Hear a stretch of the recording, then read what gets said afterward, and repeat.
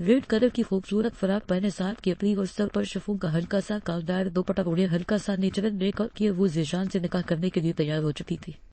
گھر سے اپنے لیے بنایا گیا سارا زیور اور اپنی مما کی الماری سے کچھ نقد رقم اور اپنے لیے چند جوڑوں کے ساتھ کچھ ضروری سامان بیگ میں رکھ کر اپنے ساتھ لائی تھی۔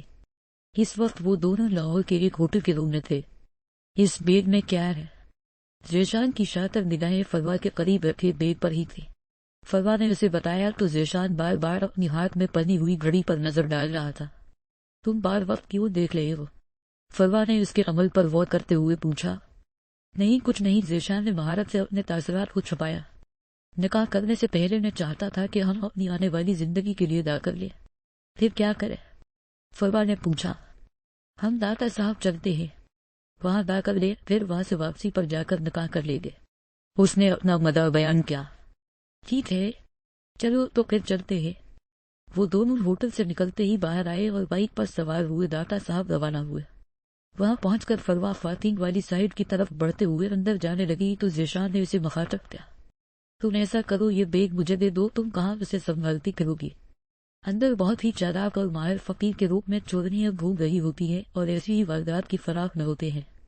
کہیں وہ تمہیں لوٹ ہی نہ لے، اور اپنا موبائل بھی مجھے دے، دوبارہ واپس آ کر مجھ سے لے لینا۔ اس نے فروا سے کہا تو فروا نے اسے بیگ اور اپنا تھما دیا اور خود اندر کی طرف بڑھ گئی۔ ذیشان نے فروا کے اندر جاتے ہی سب سے پہلے اس کے موبائل سے اس کی سم نکال کر توڑی اور پھر قریب رکھے ہوئے بندے پھینک دی۔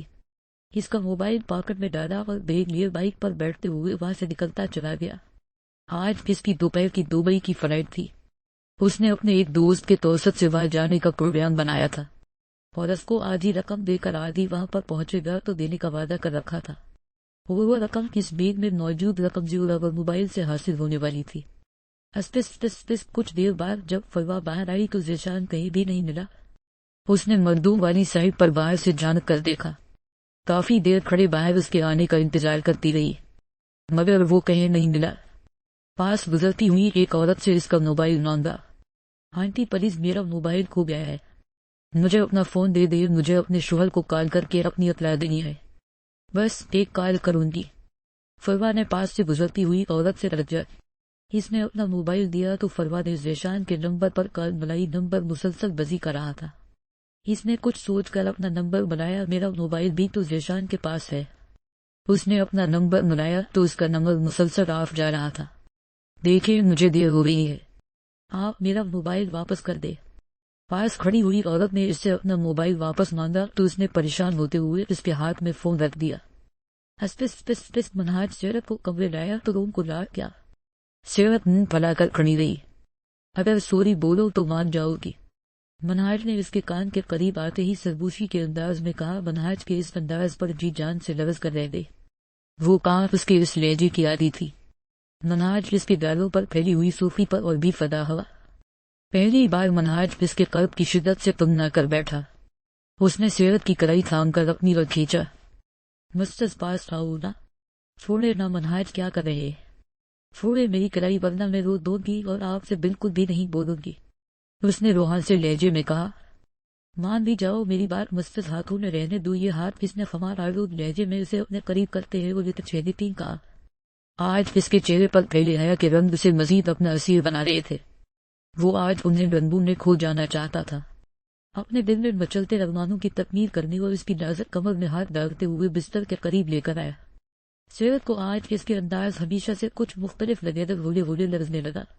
ہمیشہ گڑیا کہہ کر بلانے والا جب مستز بلائے تو ضرور کوئی گڑبڑ ہوتی ہے۔ وہ نہ مجھے پیاس لگی ہے، اس نے کی آواز میں منگناتے ہوئے بہانہ بنایا۔ پیاس تو مجھے بھی لگی ہے۔ منہاج نے اس کے صوفے کپاتے لبوں پر اپنا انگوٹھا پھیرا۔ وہ جلدی سے سائڈ ٹیبل پر رکھا خالی جگہ اٹھا کر باہر کی طرف بھاگی۔ تقریباً 10 منٹ گزر چکے تھے منہاج کو اس کی واپسی کا انتظار کرتے ہوئے۔ اس کی چالاکی پر مسکراتا ہوا اٹھا اور اسے ڈھونڈنے کچن میں آیا۔ کچن خالی تھا اور سامنے ہی جب بھی ویسے ہی نہ رکھا۔ سارے گھر میں ڈھونڈا، چھت پر بھی، سیرت کہیں بھی نظر نہیں آئی۔ آخر اپنی مما کے کمرے کا دروازہ کھولا تو وہ ان کے ساتھ ان کے ہی کمفرٹر میں چھپی تھی۔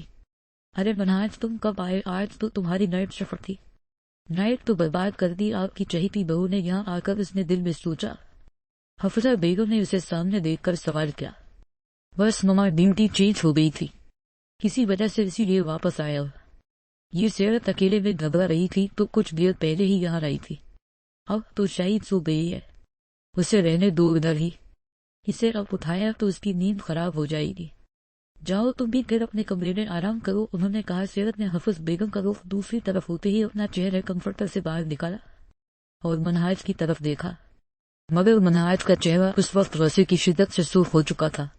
وہ سیرت کی اس حرکت پر پیچ وتاب کھا کر رہ گیا، وہ اپنا سر جھٹک کر باہر نکل گیا۔ آج ان دونوں کے نکاح پر ہوئے فوٹو سیشن کی البمز آئے تو وہ دونوں اسے دیکھنے کے لیے ایلاف کے روم میں موجود تھے۔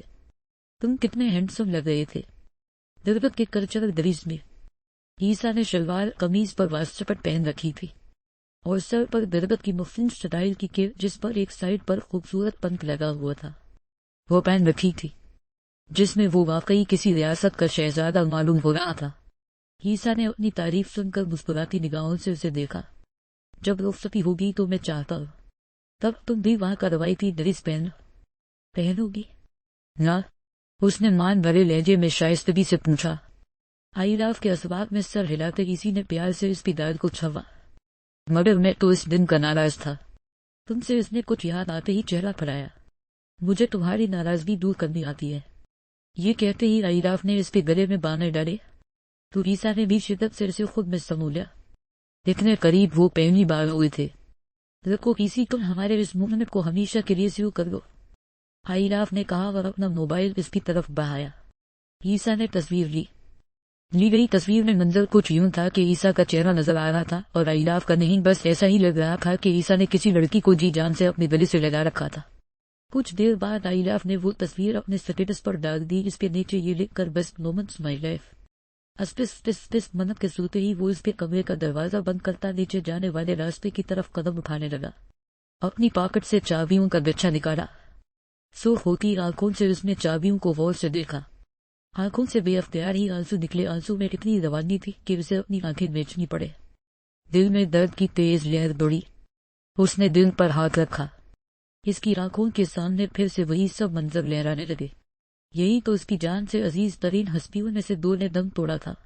سامنے ہی پڑی پرانی آفس ٹیبل پر نظر دوڑائی جس پر جانے کب سے دنہول جمی ہوئی تھی، اور اس کے ایک دراز میں اس کی ڈائری جسے اس نے لکھنا تب سے چھوڑ دیا جب سے وہ پاکستان واپس آیا تھا۔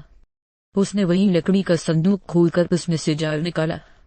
ننت جو دایان کے پیچھا کرتی ہوئی بیسمنٹ کی طرف آ رہی تھی، دایان کے ہاتھ میں سانپ دیکھا جو اسے اپنے منہ کے قریب کیے ہوئے تھا۔ دایان نے زبان باہر نکالی تو سانپ نے اس کی زبان پر ڈنک مارا۔ منت نے جب یہ منظر دیکھا تو اسے اپنی آنکھوں پر یقین کرنا مشکل ہو گیا۔